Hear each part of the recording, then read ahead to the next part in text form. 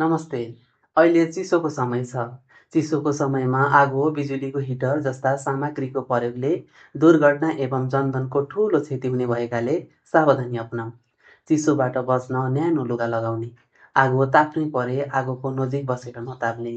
आगो, हिटर र बिजुलीको काम सकिने बित्तिकै तुरुन्तै बन्द गर्ने।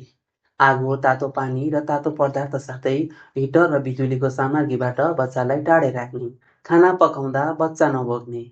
कपाल र कपडा सपक्क बाँध्ने। छिट्टै आगो टिप्ने प्लास्टिक तथा टेरिकोटको कपडा नलगाउने। ग्यास चुहावट भएको शङ्का लागे झ्याल ढोका खोलेर रेगुलेटर बन्द गर्ने। ग्यास खुल्ला भएको वा चुहावट भएको बेला सलाई, बिजुली बत्ती, टर्च फोन आदि जस्ता प्रज्वलनशील वा ब्याट्री जल्ने वा विद्युतीय सामानहरूको प्रयोग गर्दा ठुलो विस्फोट हुन सक्ने हुँदा प्रयोग नगर्ने। ग्यास चुलो, पाइप र सिलिन्डरको नियमित चेकजाँच गर्ने।